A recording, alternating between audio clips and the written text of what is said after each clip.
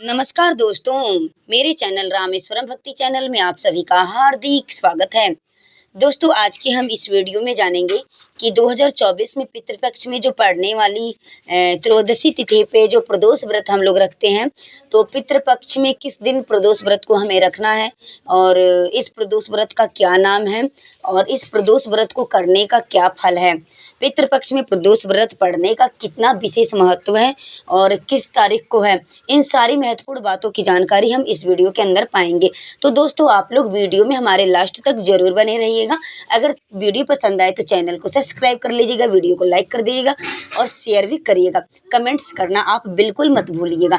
तो चलिए सुनते हैं, इन सारी महत्वपूर्ण बातों को हम जानते हैं। दोस्तों, पंचांग के अनुसार अश्विन माह के कृष्ण पक्ष की त्रयोदशी तिथि भारतीय समय के अनुसार 29 सितंबर 2024 रविवार को शाम 4:47 पर शुरू होगी। वहीं इस तिथि का समापन होगा 30 सितंबर 2024 सोमवार को शाम 7:06 पर।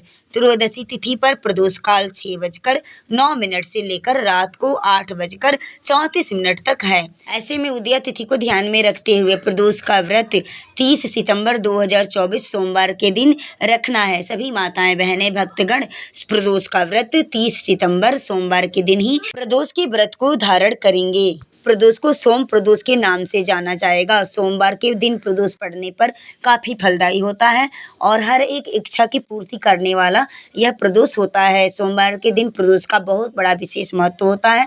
सोमवार के दिन प्रदोष पड़ने पर भगवान शिव कैलाश पर्वत पर निवास करते हैं। कई ज्योतिषियों की माने तो पितृपक्ष में पड़ने वाले प्रदोष व्रत पर भगवान शिव संध्या काल में 4:47 पर नंदी पर सवार रहेंगे। इस दौरान भगवान शिव की पूजा और अभिषेक करने से साधक को हर कार्य में सफलता प्राप्त होगी।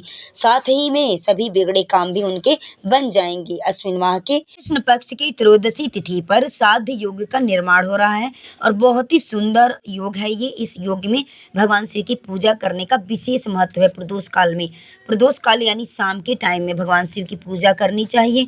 इनके पूजन में बेलोपत्र, धतूरा, समी पत्र, भांग और धतूरे का फल, धतूरे का पुष्प, समी पुष्प और इन सभी चीज़ों को शामिल करना बेहद जरूरी होता है। इन्हीं सभी चीज़ों से भगवान शिव बेहद प्रसन्न होते हैं। अब प्रदोष काल में भगवान शिव की पूजा के साथ साथ में शिव मंदिर जाकर के घी का दिया लगाने का भी बहुत बड़ा विशेष महत्व होता है। और भगवान शिव का अगर मंदिर नहीं है आपके आसपास में, तो अपने घर में भी भगवान शिव का फोटो, चित्र, प्रतिमा रख करके भगवान शिव और माता पार्वती की पूजा अभिषेक कर सकते हैं। ऐसा करने से सुहागिन स्त्रियों की सुहाग में लंबी उम्र की बढ़ोतरी होती है और उनके लंबे उम्र की सुहाग की वरदान की प्राप्ति भी होती है। प्रदोष व्रत करने से साधक को सभी प्रकार के कष्टों से मुक्ति मिलती है। साथ ही में सुख और सौभाग्य में वृद्धि भी होती है। पितृपक्ष के दौरान प्रदोष व्रत करने से साधक को पितरों का अपने आशीर्वाद भी प्राप्त होता है। आइए प्रदोष व्रत की तिथि एवं शुभ मुहूर्त के बारे में हम लोग संपूर्ण विधि से जानते हैं। पहली बात तो प्रदोष व्रत त्रयोदशी तिथि पर मनाया जाता है। द्वादशी के बाद जब त्रयोदशी तिथि का प्रारंभ होता है तो सूर्योदय के साथ में जो तिथि हमारी लगती है, उस तिथि को हम प्रदोष का व्रत रखते हैं। यह पर्व देवों के देव महादेव को समर्पित होता है। इस दिन भगवान शिव के संग माता पार्वती की पूजा भी की जाती है। तो हम शिवलिंग का जब पूजन करते हैं, अभिषेक करते हैं, तो उसमें शिव जी के संपूर्ण परिवार का पूजा हो जाता है। शिवलिंग में जो दाहिना राइट हैंड में जो अशोक सुंदरी के जल जहाँ से बहता है, राइट हैंड में गणेश जी निवास करते हैं और लेफ्ट में यानी बाएं साइड में कार्तिकेय जी का स्थान होता है। और बीच में जहाँ से जलधारा बह के बाहर निकलती है शिवलिंग की, तो वहाँ पे एक मोटी सी सर्प की लाइन होगी, सांप बना हुआ। तो वह शिव जी की जो सबसे छोटी बेटी हैं माता अशोक सुंदरी, उनका वह स्थान है। और जिस कमल हस्त पे भगवान शिव का शिवलिंग मतलब विराजमान है, वह माता जगतजननी जगदम्बे माता पार्वती जी का हस्त कमल है। और उसके बाद से जो शिवलिंग हम ऊपर से पूजन करते हैं शिवलिंग का, तो वहाँ जो है कि शिव जी हैं और उनकी 6 बेटियाँ, जहाँ जल की धारा गिरती है शिवलिंग के ऊपर, तो भगवान शिव की जो 6 बेटी हैं उनमें से 5 बेटियों का स्थान उसको माना गया है। तो 5 बेटियों का उनका नाम क्या है, आप लोग ध्यान से सुन लीजिएगा।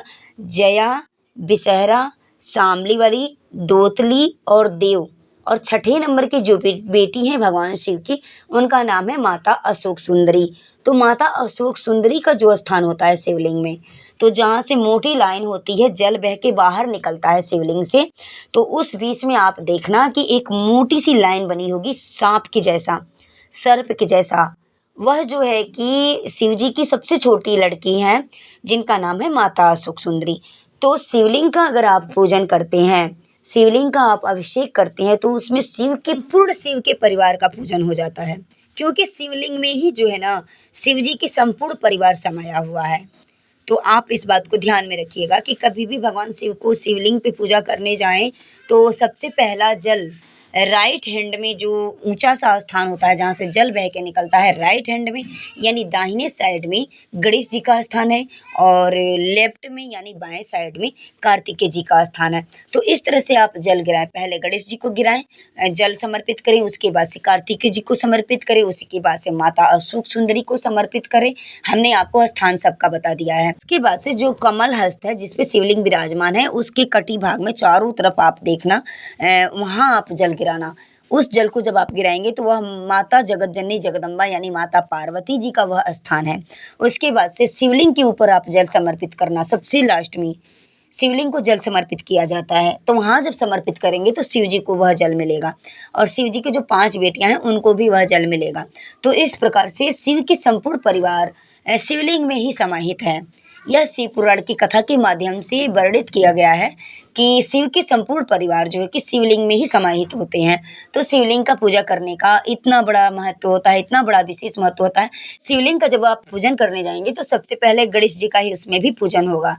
किसी भी पूजा में, पाठ में गणेश भगवान का सर्वप्रथम पूजनीय माने जाते हैं, उनका पूजन सबसे पहले किया जाता है। दोस्तों, माताएं बहनें आप लोग ध्यान में रखें कि जब भी शिवलिंग का पूजन करने जाएं तो जो गणेश जी का स्थान है वहाँ पे पहले जल समर्पित करें, उसके बाद से कार्तिकेय जी के स्थान पे जल समर्पित करें, उसके बाद से माता अशोक सुंदरी वाले स्थान पे जल समर्पित करें, उसके बाद से पार्वती जी का जो हस्त कमल है जिसपे शिवलिंग विराजमान है उस भाग पे आपको जल समर्पित करना है। उसके बाद से सबसे लास्ट में आपको शिवलिंग के ऊपर जल की धारा गिराना है।